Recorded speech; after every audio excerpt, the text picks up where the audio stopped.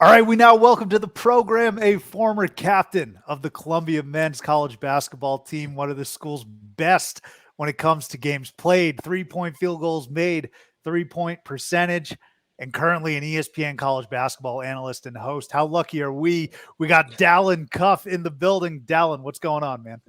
Subi, great to be on with you, man. Thanks for that nice intro.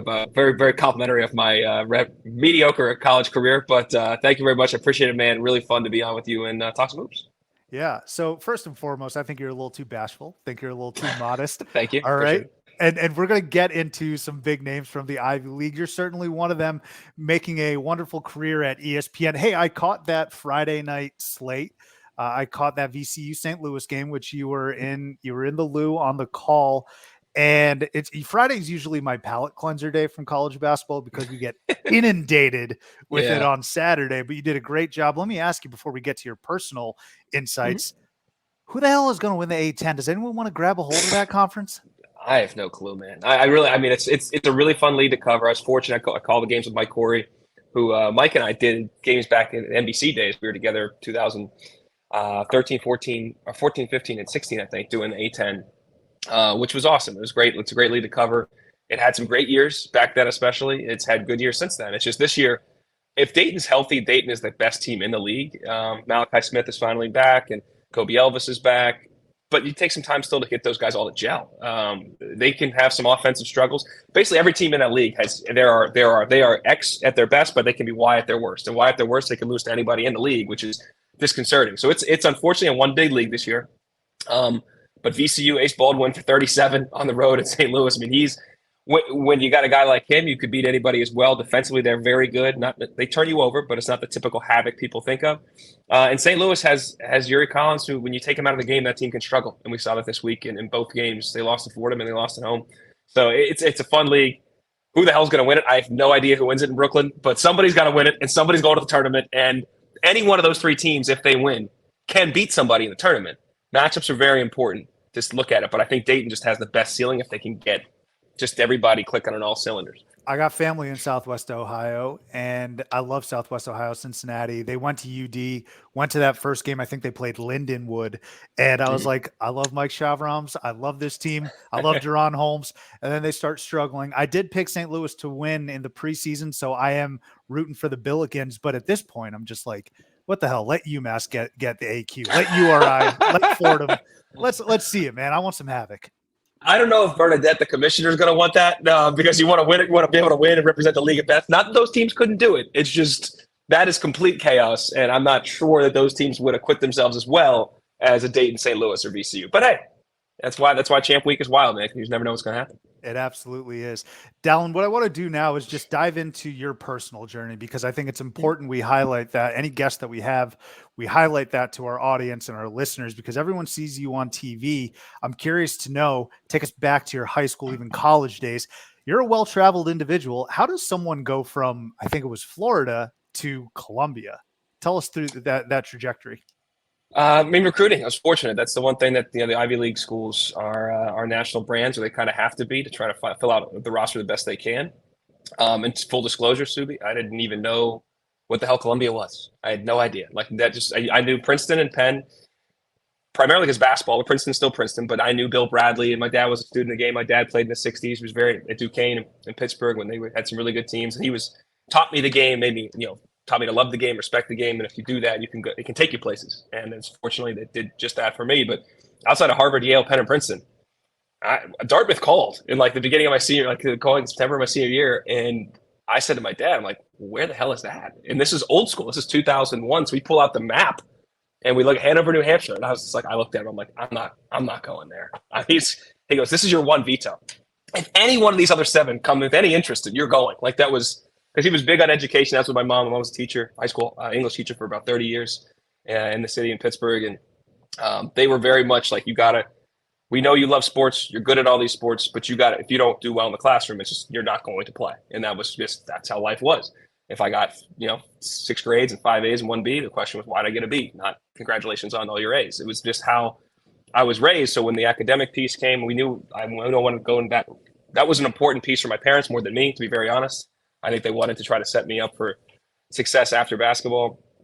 So long story short, Columbia got involved recruiting pretty late. I think it was December, actually, my senior year. So junior year, I broke my wrist, didn't play the majority of the season, flew off the rim, dumbass that I am. After practice was over, messing around, flew off the rim, shattered my wrist, had surgery, missed the majority of the junior year, didn't play summer AAU that year for a number of different reasons, and then that was back when 5-star was still something, an Eastern Invitational camp, and you thought that would be enough to kind of help get you exposed, and it wasn't, and I didn't perform well enough to get different looks that a kid that would want earlier in the year. But high school season started well, and long story short, Columbia reaches out around December, start recruiting me, and there weren't a ton of options. There was that I could have been a preferred walk on at Davidson. I could have all the academies recruited me, Naval Academy, Air Force Academy.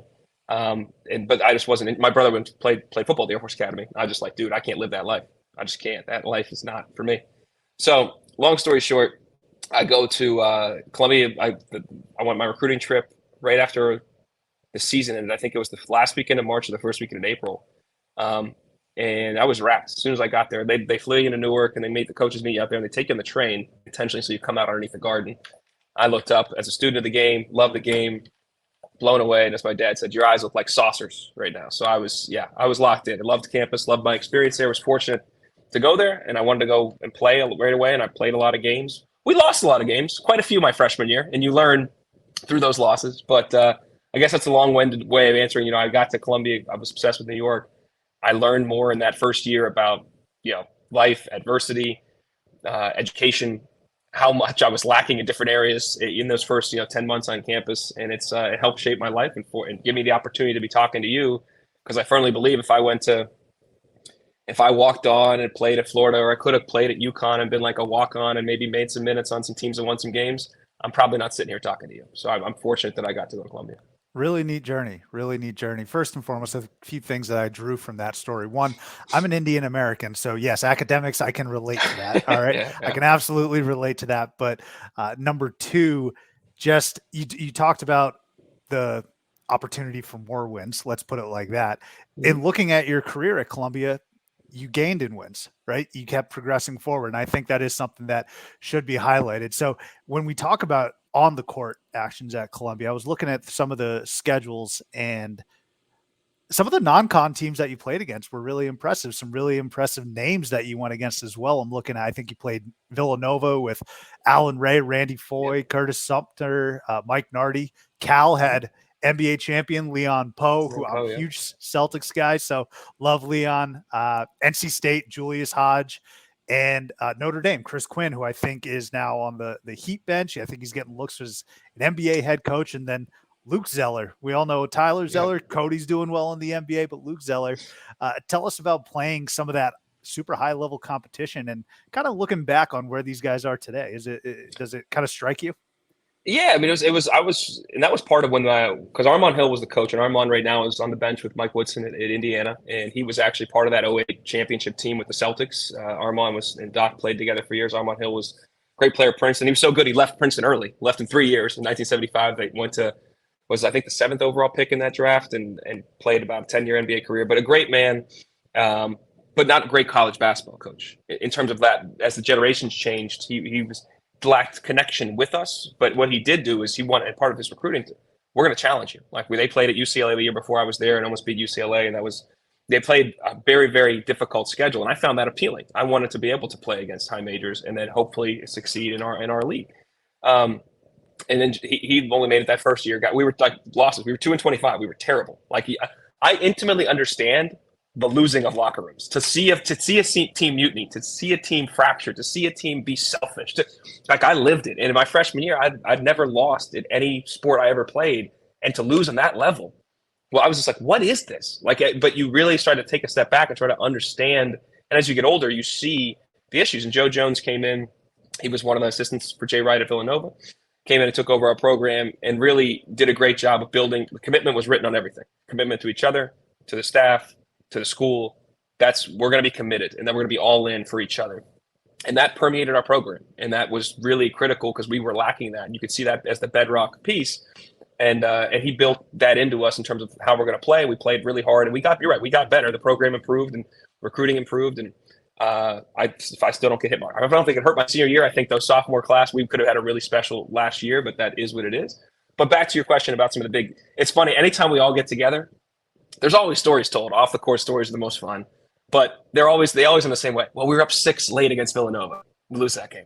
NC State, we're up 6 or 7 late in that game. Julius Hodge spikes the ball, gets teed up. Me and him talked about this on air last year.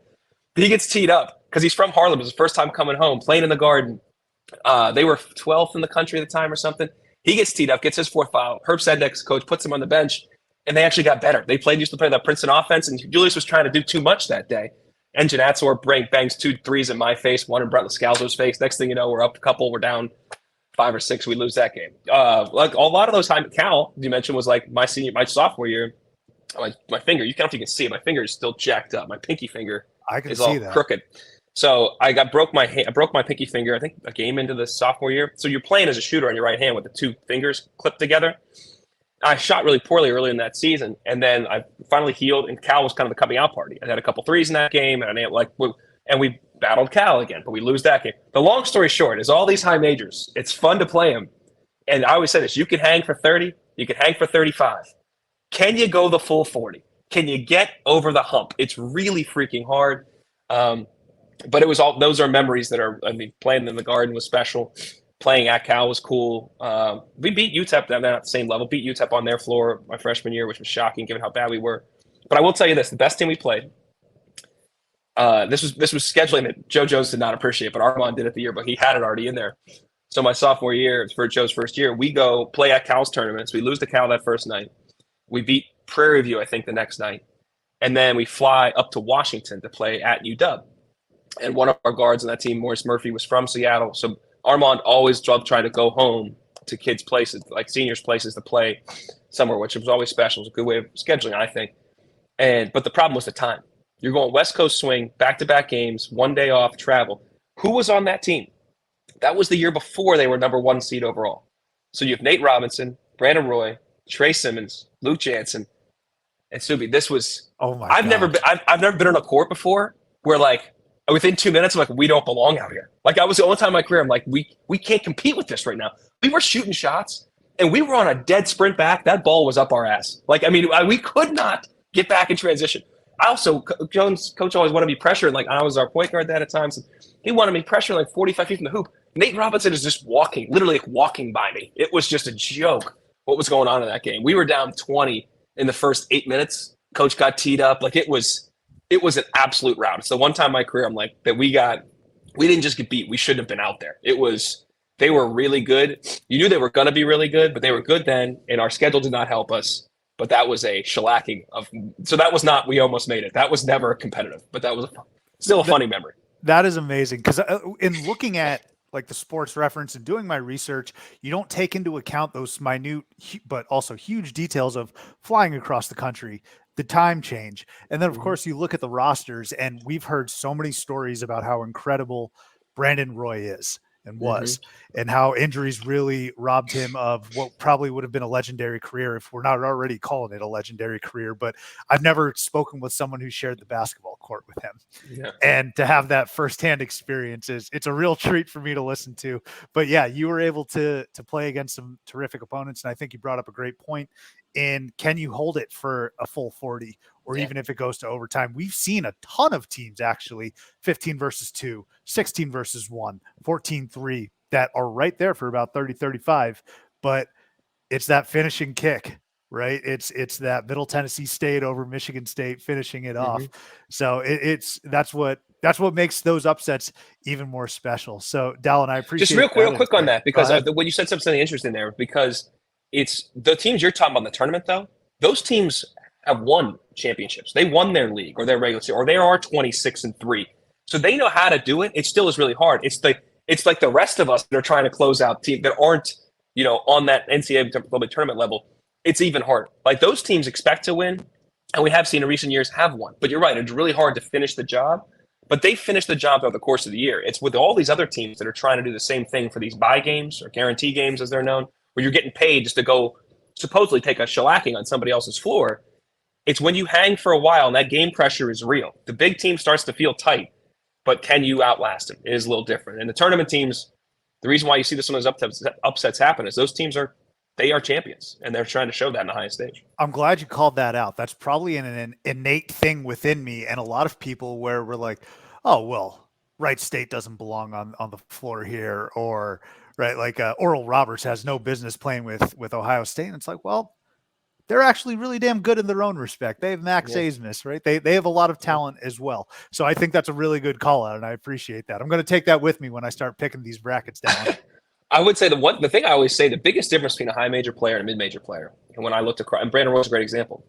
That guy that I'm across from, he is 2 or 3 inches taller than me, 10 or 15 pounds heavier than me, runs faster, jumps higher. Like all the God-given stuff, most times is different. The skill piece of it can be equal. I can be as good or better shooter, have a handle better his. And that kind of goes across the board. So when you take and can you negate some of the athletic advantage, these people based on the front of their jersey assume the kid may not be that good of a player, but there's a reason there's 0.8% kids that play high school play in college at Division I level because guys are really freaking good. And when you're got guys that are led their conference in scoring, whether it's Wright State or Cleveland State or Princeton or Loyola Chicago, it doesn't matter. You have really good players throughout the country, and when you have good coaches and good players and veteran teams, that's why we see more of these upsets now because it's become just more common.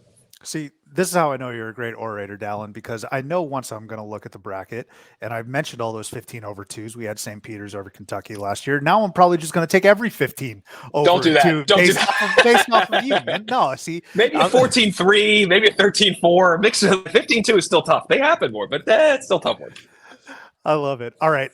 Dalen, I want to get into a little bit about your career journey now. So we talked a little bit about your playing days. How about after that? In 2006, you were working with Columbia's radio broadcast, I think right after you graduated. A lot of folks, Dalen, a lot of students, a lot of young people, and it's okay. They don't know what they want to do with their career, whether it be in college or right after it. On the surface, it seemed like this is exactly the type of business and industry you wanted to get into. Is that the case? It's funny you say that.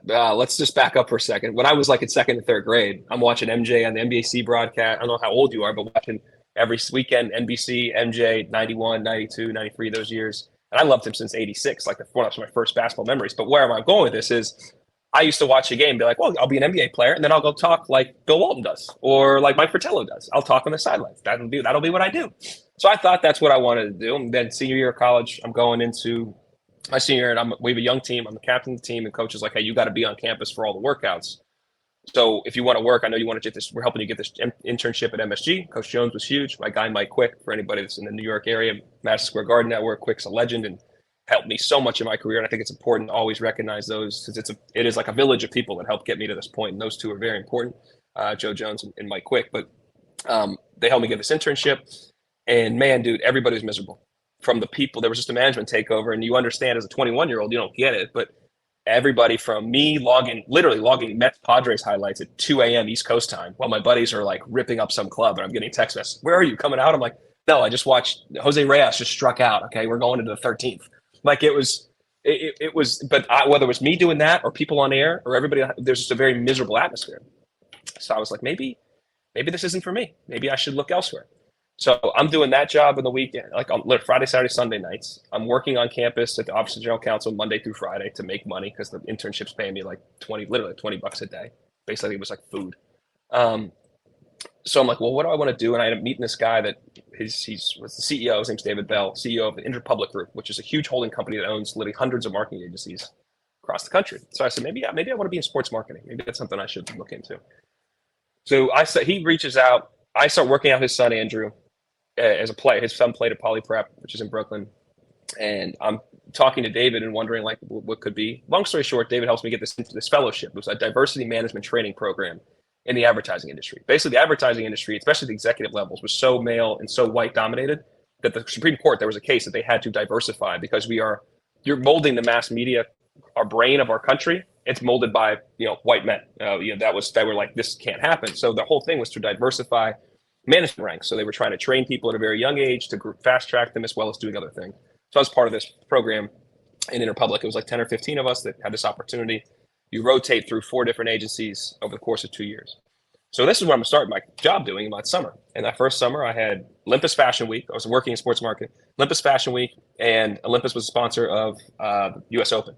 So they give me a car, and I have these 2 dope events to work at like 21 years old. I'm like, this is amazing. Like, I'm like driving out to Queens. We're doing this stuff at Fashion Week. It was awesome.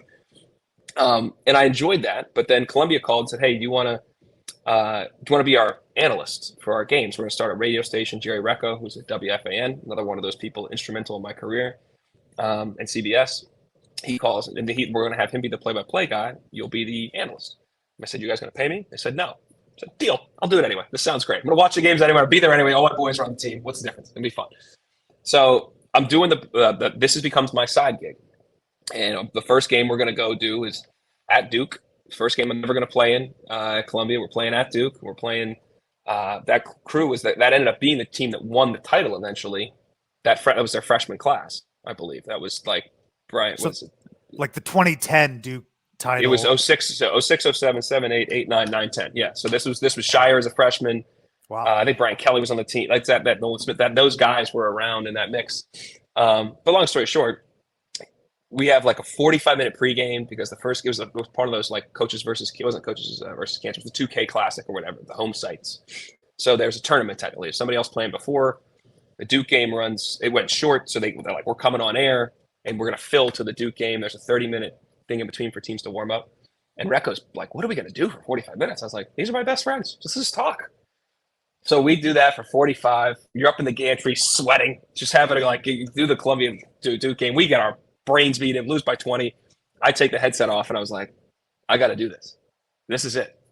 So how the hell do I do this? So then I spent the next 5 years building out relationships while I worked in advertising and marketing, knowing that wasn't my long-term goal, but basically moving agencies to save as much money as possible. Because at some point I figured I was probably gonna have to quit my job to do this if I really wanted to try. And making connections. I mentioned Quick already. Verizon was one of our biggest clients. Verizon launched Verizon Fios One while I was still working with them. We did all these Big East content rights and all these different things. So I did like the first round of the Big East tournament, went to 16 teams, wasn't on ESPN. Verizon carried them. I'm a broadcaster too. They let me do that stuff. That got me in with Verizon Fios. I was already in MSG. So 2009-ish, I started to do some games on TV for them. And that took it to a different level because I was doing the radio and then I was like, oh man, the TV thing is so much better. You can break things down. Radio is a play-by-play medium. TV is the analyst medium. It's very different in terms of how it comes across. So when I started doing that, I'm like, yes, I got to find a way to do this stuff. So to not wrap up a long story, because it's been pretty lengthy. 2011, I'd saved enough money. My brother Derek was instrumental. Them just being like, because I'll weave in another random story. We're big Steelers fans. Grew up in Pittsburgh. We lose that Super Bowl. We went to the first Super Bowl in 2009, won that one in Tampa, lose the one down in Dallas to Green Bay. Rashard Mendenhall fumbled the ball as they were driving and coming back fourth quarter. And as he said to you, I submit to you, for Rashard Mendenhall does not fumble that ball, you don't lose, you don't quit your job. Because I was then so angry, so down, we end up at a Denny's somewhere outside of Arlington. Denny's having a moons over my hammy at like 2 a.m., way overserved. And I basically just told him how unhappy I was with work. Like I was miserable. Like life was fun in New York and whatever. But I was like, I hate my job. I don't care about this. And he's just like, you got to quit. You got to try to do this broadcasting. You have to go all in. So that was me drunk. Then like 2 days later, I call him and I'm like, hey, can you give me a pharmaceutical? He's an orthopedic surgeon. You got any like pharmaceutical sales rep job? Like, so I can make more money aside and try to do the broadcasting thing. He just said, nah, man, I'm not getting you a job. I'm not trying to help you you have to quit. You got to go all in. You could always find something else to do, but you got to push your chips on the table. And I did that. So that was in February. I was like, that made my mind made up. I'm like, all right, here we go. Last 6 month push to get everything organized. Quit my job, I think like August 21st, 2011. Started doing games for Verizon, for MSG, kept doing the radio for Columbia, started doing some hosting stuff for Columbia and interview shows, started cobbling it together. And to fast forward and be a little more brief about it, when NBC came online and NBC Sports Network got the Ivy League package in 2012, I think, that's what changed my career. I had a different agent, Amy Leone. She knew somebody at NBC, knew the guys at NBC, pitched me to be the analyst for their package. And that's what changed my career trajectory from doing the regional stuff, which was going well, but then my first like national broadcast at like an NBC level, then put things like there was no going back. Like I made it. Now we got to keep pushing forward. I really wish the audience could see my big dumb face right now. I just lit up because in prepping and writing the questions that I had for you, Dalen, in zero world did I ever think that Rashard Mendenhall would be would be integral to why you're sitting Integral. where you're sitting. That is amazing. That's why I love doing this stuff. And then you parlay that. I actually saw this. I'm curious to covering the 2016 Olympics in Rio. You learned Portuguese in 2 years. You're clearly a smart individual. How was that? Tell us about the learning Portuguese and covering the Olympics. Yeah, so that was so obviously NBC. I did that first year with NBC in 12-13 while I was still doing all the other stuff. But I also, thankfully, for the folks at MSG, they were like, hey, in 2012, that's maybe do you want to learn how to be a host? And I was like, yeah. I only played at Columbia. I didn't think at this time. Bear in mind, the large media companies were still the only option. We weren't streaming stuff, and they were still, all about the stars, all about your playing history and your name was all that mattered. Not necessarily were you a good broadcaster. I won't dime out people's names in every sport, but think of some Hall of Famers and think, man, that guy was a terrible broadcaster, but he got a shot or she got it. Well, there are very few she's that got the shot. They tend to have to be very good. The he got the shot and really wasn't good. But that said, they were like, "Do you want to be a host?" So I started learning. I'd never read off a prompter. It was like aliens took over my body. I was horrible.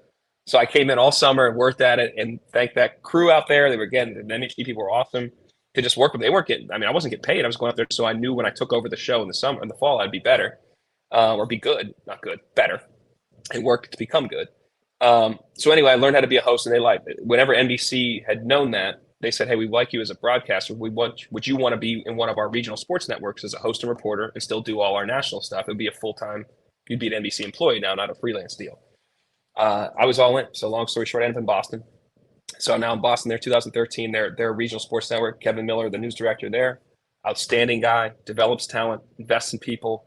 Said no to nothing. As long as I brought an idea, but I had a sponsor, or I thought we could sell it, we can do it. And that really helped change my career too. And I wanted to. I love Brazil. To answer your question, I went there in 2009. One of my best friends from high school, college, grew up down there. Part of his childhood was down there, 6-7 years down there. He fluently spoke Portuguese and Spanish as well. We went down there in 2009, had literally the time of our lives, and so much that I thought I was going to learn Portuguese then. That was more about a female motivation than anything educational. But then I come back, and the Olympics was there, and obviously the World Cup was there in 2014. So I knew I was going to go to World Cup as a fan. Columbia professor Sunil Gulati used to be the president of U.S. Soccer, so I knew we'd be able to get some tickets and do so. But I wanted to do the Olympics ultimately because NBC was there and NBC owned the rights. And my only way to do that, I thought, was to learn the language because as a basketball broadcaster, they weren't bringing me down there to be an analyst. This goes not just a name. This goes back to who they have a roster of people. I'm not making the cut. So I thought, how do I do this? If I learn the language and I could sell that and I could do all these cultural, societal, historical stories that don't really necessarily have to do with sports, but they fill out the Olympic experience. And I told that idea to Amy Leone, my agent. She's like, they have this show called Sports Desk. It's the 30 minutes leading into the main show. It's on every NBC affiliate. And then within the broadcast at primetime, they'll run some of those segments. So like, yeah, we should pitch this to Rebecca Chapman, who at the time was oversaw Olympics there. We're going to pitch that to her. She loved it. She said, great. And then that was time to do the work, So I'd already started, but I hadn't finished. So I basically learned took Rosetta Stone for like 2 months to get the basics. And then I reached out to some of these online translator things, online tutor things. And long story short, I met this woman, Carmen, who played tennis in Oklahoma, but was Brazilian, lived down there still in Rio, right outside of Rio, and connected with her. And she was my tutor, and she'd been awesome. I still talk to her probably once every month or so. But she was that helped change my understanding of the cultural piece of it, the slang. There's so much slang, like in any language. You don't just know the words, it's how to use the language. And the thing that I thought was interesting too is there's a site. If anybody's ever trying to learn a language, it's called italki, italki.com. They have this thing come on. They have tutors and stuff, but what they do that's great is they just match you up with other native speakers trying to learn the language. Their plan is to keep you on their platform. But what we all did was just you meet somebody, and then you take it to Skype. But what that does is then allows you to talk to different people, hear different accents, different proficiency levels, which is huge. Sometimes I'd talk to somebody that was fluent in English, and we'd spend talk for an hour, 30 minutes in each. Ask questions about whatever's going on in our world, their world, whatever. Sometimes you'd speak to people that don't know any English. So then you got to carry it in Portuguese, which is challenges you. So I got to go down there, and I'll wrap up another very long story as I go through these things. With the first interview we're going to do. This guy's name is Renato Sorriso, which means Mr. Smile, as people called him. But Renato was his name. He was a Gari, a street sweeper. But he became famous at the 2012 games Sorry, at the 16. at the no, the 2012 games when they closed it Oh, out. okay. He was invited. Why he was invited is because he got famous from Carnival when they clean up between the different parades. He's out there dancing on samba. He became famous, so he went to the 2012 games to close it out as one of like the representatives of Brazil. It's like him and Giselle are on the step. Like Giselle's doing her thing. So he became famous throughout that leading up to the 16 Olympics. So we go to interview him. He speaks no English. The woman that was producing, and that was a cool thing about doing the Olympics too, is you're dealing with an all-star team, producers, editors, on cam. I mean, it's the best that NBC globally has to offer. So just you elevate your game to a whole different level. And she was a very high-level producer, and she's like, "All right, well, we brought the translator just in case." Da, da, da, da. I'm like, "Okay." I never been so nervous. I was like, forget playing basketball, forget the free throw line with 3 seconds left. This is my second home to be like, dude, you cannot brick. You sold you could do this. You've talked to 1,000 people. You spent hours and hours doing this. The camera's rolling. You're gonna have to deliver. We start talking. I get going, and it was great. We had so much fun. He's laughing. He's making jokes. Da da da.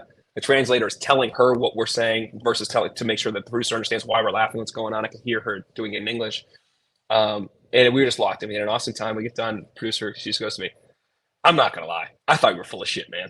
I thought you had nothing. I thought that's why he's like, that was really cool. I'm like, thanks, man. It was awesome. And I was down there for 36 days. Cultural immersion, became so much better at the language, meeting so many people, telling really cool stories. It was definitely it's the biggest highlight of my career, and I don't know if anything will ever top that because the work that went into it, how it went down, the country I love so much, and the experience overall was just something I'll never forget. That's amazing. What detail, what depth. I appreciate you sharing that, Dallin. Hey, I know we got about 15 minutes before we got to let you go. I want to talk a little bit about the Ivy League and also just get your thoughts on some very quick hitters, if that's all right. So first and Yep. foremost, the Ivy League was the last D1 conference to implement a postseason tournament in 2017. Thoughts on that? And did you ever feel jobbed like back when you were playing? Yeah, you were like, look, man, we might have 5 wins on the year, but damn it, I want that opportunity to punch my Yeah. ticket to the dance. Yeah, man, we hated it. We hated it because a lot of times we lost to Princeton. I think we played Princeton 8 times. We beat them once. We lost in overtime, I think 4 times. So it's like you're right there against a team that ends up winning it sometimes. And the 04 year, we lost in overtime, double overtime, and they won it. They went undefeated in the league. But long story short, to be more brief, yes, we wanted it, but we understood why it wasn't necessarily fair because at that point in time, in 06 when I graduated, that was the last year that was won by Penn or Princeton in terms of their 50-year hegemony. For 50 years, it was them.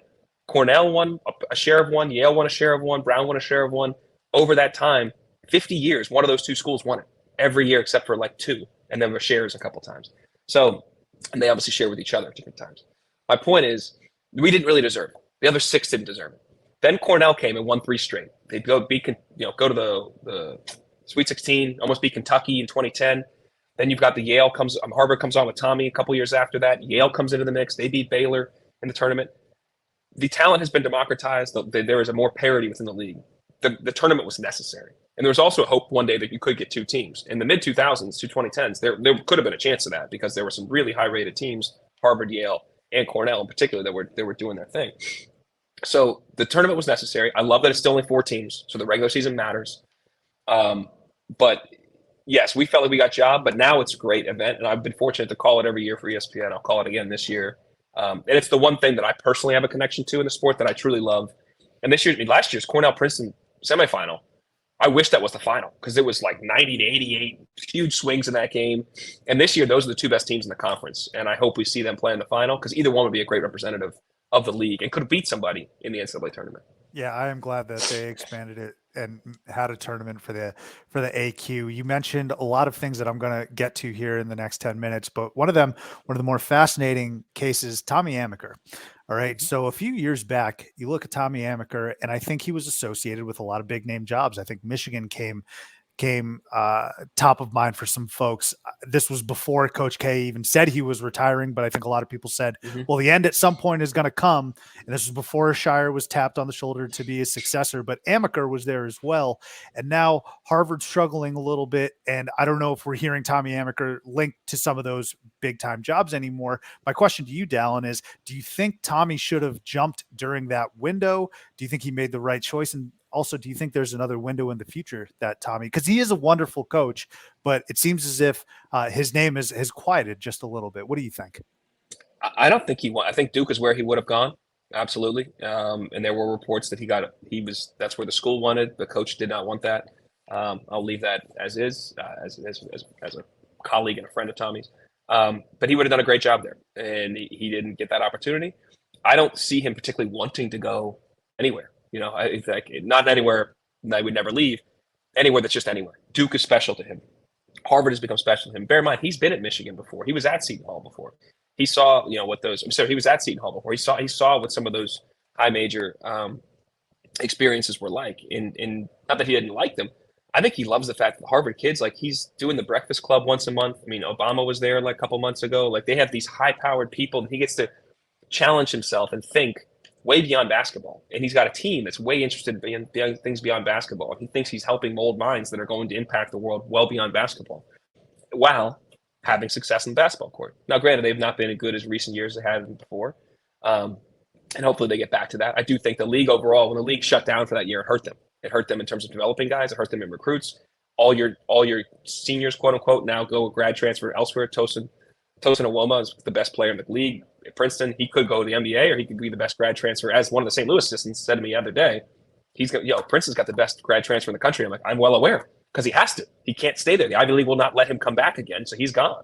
All those things hurt the league and hurt Harvard in particular and all these teams. So there could be another window. I don't think he really cares. I think it was Duke, and it'd have to be a special opportunity. And I'm not even sure what school that would be to really say to him, like, this is where I'd want to go to try to do this, outside of the one that opportunity just passed. Yeah, it's tough to out happy, right? Yeah. That's a great way of putting it. So, Dalen, we'll get you out of here on a few quick hitters. Let's have a little fun. I got to 110. You got 10 minutes. So we get 10 minutes. Go ahead, do your thing. Perfect. I appreciate it, man. Super Bowl pick, Chiefs Eagles. Oh, it's a great question. I'm a huge Steelers fan, and I just don't have time to watch much NFL anymore. Like I used to watch all these games, but all these other sports, soccer, F1 that I'm into, different things going on. Just don't have as much time. So I would say Eagles, but why would I be surprised if Mahomes won the game? I think as a neutral, we all got the matchup we'd want. Cincinnati could be good, but Cincinnati we saw their line issues last week causing some problems. So I think ultimately the Eagles may be the best, most well-rounded team. I think it's going to be a great game. Rank these Ivy League moments. You mentioned a great one in Yale over Baylor. It's not in my list right here, but you can feel free to do this. But rank these Ivy League moments. Cornell's run to the Sweet 16, which you did reference. Mm-hmm. Princeton beats UCLA. Harvard beating New Mexico in 2013. Linsanity, I'm counting that as an Ivy League moment. Princeton in 98 as a 5 seed beating UNLV. I believe that Princeton team was the highest seeded team in Ivy League history. Can you rank those? And I'm happy to go over them again if you need a refresher. I would say, because the moment is iconic and UCLA won the championship the year before, like the 95, that back, it's on a backdoor cut to win the game at the buzzer. Like it's just all the things that Princeton is and has represented the league so well. That's probably the most iconic moment. I would say one of the most important moments really was that 2010 win, was the Cornell team, because that's showing now, the league has grown. The league is different. The league is it's not Penn or Princeton, it's Cornell, and they just went to the Sweet 16. That then opened up the gate to a lot of different opportunities for different teams. I will put Linsanity in there as 3, because I do think he was a proof point for Tommy. He was Tommy's first really great player, and said, hey, when you guys come here, this is the kind of guy we can. And now bear in mind, he had a triple-double against UConn, and Jim Calhoun said that guy was the best player on the floor. Like they beat UConn, and he said that guy was the best player on the floor by far, and UConn won the title a year after that or 2 years after that, whenever that was. So Linsanity was important, just to say that, hey, this happens in our league. This is important, and that helped Harvard's recruiting, helped Yale's recruiting, helped Cornell's, helped everybody's recruiting, seemingly except for Columbia and Dartmouth. But I digress there. I shouldn't say that. Kyle Smith did a really good job. Kyle Smith did a great job, actually. He found some diamonds in the rough. But the league had to elevate, and the league did elevate. I would say the Harvard one was important too, as again another proof point. They were close the year before, if I recall, but they win in that game, and helps again formalize the league as something bigger than what people may have thought the Baylor game would be big in there. I know you didn't put in there, but and then I would say I'm missing the '98 one, but is there something else I'm missing too? No, you covered them all there. All right, well, the '98 one when they ranked fifth is important, but because it's so long ago, I think the more recent ones of success that are outside of that Penn and Princeton, like duopoly, is really important. I also want to say that Torian Prince's explanation to the media about rebounding the ball. Yeah. I'm going to put that as a great Ivy League moment because that All was time. after the Yale loss. That was Yeah. awesome. Toughest environment you've had to play in. You mentioned Washington. Any others that come to mind? The toughest environment you've had to play in? The Palestra when it's packed, man, because you can't hear anything. It's old school. And the first year I played there, we showed up late, bro. We left New York City. Remember, you play Friday Saturday back in the day. Now in the Ivy League, they don't do it anymore. First year, they're not doing that. But we leave New York at like 3:00 for 7:00 game. Rush hour, March 3rd. They're 12-0 in league play. If they win the game, they're going to the tournament. They clinch the bid. I wake up from a nap, crossing the Ben Franklin Bridge. Sun's down. I turn to Murph and I'm like, "What time is it?" He goes, 6:40. I'm like, "What?" He's like, "We're not going to make it in time." We show up at like 7:10. They give us 20 minutes. But here's how you have to walk into Palestra. You walk down a tunnel and you come onto the floor to go back to this bandbox, locker room they give you. But you have to walk the whole floor. And before they redid the bleachers in the Palestra, the players, the fans are on the court. So you've got 7,700, whatever it is strong, 7,717, whatever the hell that number is. They're all there, packed to the gills to watch their team go to the tournament. We walk on, your freshman point guard is already nervous because the people are just screaming at you for that 94 feet. Walk in the locker room, get changed. This is last weekend with Armand Hill. I was our starting freshman point guard. And Armand would be like, young buck, this is the Mecca. This is where you got to show out. All right, coach. Well, they pressed the hell out of us. Your boy had 7 turnovers on the game. 5 of them in the first half. Not good. By the next day, my dad gets this paper. He flew up for the game that weekend. Gets the paper, Philadelphia Inquirer. He shows it to me after we lose to Princeton to end the season. He's like, "Yeah, great shot in the Inquirer today.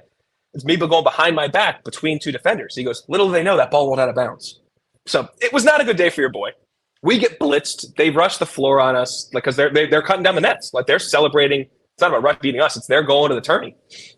We walk off and we're sitting in the locker room. In that place, you can't hear anything. The acoustics are terrible. So it's loud. And if they got it going, the place like shakes. We were 0 for 4 there in my career. We had some games where we should have won, where they shot 48 free throws, but we shot 6. Clearly, I'm not so salty. But I remember sitting in the locker room, and I was always the last one out of the locker room, done with the shower. I'm sitting there with my towel probably still on, just like, God, that was so bad. And Armandus goes, "Young buck, remember I told you the Mecca? You was the Mecca, and you was shit today. Shit." I'm not sure if I can curse on this podcast. It was so great. But it was so true. I was like, "Yeah, my bad, coach." He's like, "We'll get him tomorrow at Princeton." All right. We didn't get them tomorrow at Princeton. We gave them a battle. We didn't win that game. But that place was really, Villanova, the Pavilion was tough, but the Palestra, that's my favorite building in college basketball. And I got the chance to call a game at the Fog this year, which was really special. But I didn't play at the Fog. And I think playing at the Palestra is just a unique beast, man. That history, as you walk around the concourse, there's just nothing like it. Remarkable. Hey, I'll tell you what, Dalen, if you're not able to, or if you don't want to continue career in media, I think you could do impressions. That was really impressive. ESPN personality that you see around campus, that you see in studio, and ESPN personality that doesn't do college basketball, but you can chop it up with them. So we know, for example, Barry Melrose is a hockey guy. Could you have a conversation with Barry Melrose about Yuri Collins? Is there someone in ESPN like that? That's funny. I've thought about this would be an interesting podcast because everybody that covers a sport here really loves other stuff too and is passionate about other things. Barry is hockey. Barry's hockey. I would say Ryan Clark loves college hoop, and we talked about LSU a lot in recent years. I don't see him as much anymore on campus. Things definitely changed pre and post pandemic, but we would chop it up a lot about LSU. He loves college hoop. Trying to think of guy too. Well, of course, that's we started talking about that. I think I introduced myself to him, be like, we would rap about that, but once he realized what I did, we would talk about college basketball after that, and of course the Steelers as well. Yeah, that's probably one that jumps out to mind. But there are others. That's the biggest one. I will say this: SVP is the most genuine person on the planet, and genuinely loves everything about sports, and just is so in tune to different things across the sports spectrum. It's always very impressive. I believe it. If you could have dinner with one person from college basketball, player, coach, media, all encompassing, literally anyone, dead or alive, to talk ball, family, anything you want, who would it be? Oh man, I would probably say because of his significance, it might be the late great Bill Russell because of just what he did beyond sports, but also within sports and just the winning mentality. That would be up there as well as Coach Wooden would be up there as well. Those are the two that did jump out to my mind most directly. Titans. Dalen, we're going to get you out of here on this. I ask every single one of my guests this, and it's our last segment. It's called Bring Them Up on Stage. Who's a person you would recommend to come onto this podcast? Who is someone I can shamelessly DM, pester, and bug like I did you to share some stories like you've been so kind to do? Anyone in mind? That's interesting. The nicest guy in the business is LaFonso Ellis, but I would say that's without a doubt. Chris Patola, who I do a lot of serious ACC work with and stuff at ESPN, was a captain in the Army. Played at Army, 1,000-point scorer there. Coached with Duke in their 2010 team as an assistant, and he's just a really smart, interesting, funny guy. And I think when you ask good questions and ask for different stories, he'll deliver. And you let him wax poetic and pontificate like I did, you'll be impressed and have some fun with him because he's seen a lot, man. Do a couple tours of duty and in service, and you've won a championship. You've coached the Olympics in 08. He's been around the block in a bunch of different ways, and he's also just a really funny, smart guy. Absolutely. Chris Patola, I may need your help, Dalen. Leverage you for some I'm over him tomorrow. I'll tell him I gave your name. I gave your name to my guy here. You'll hit you up. You're the man. Dalen Cuff, thank you so much for spending some time. This was a real pleasure. And we'll be watching the rest of the season with bated breath, man. Thank you again. Anytime, man. Be well.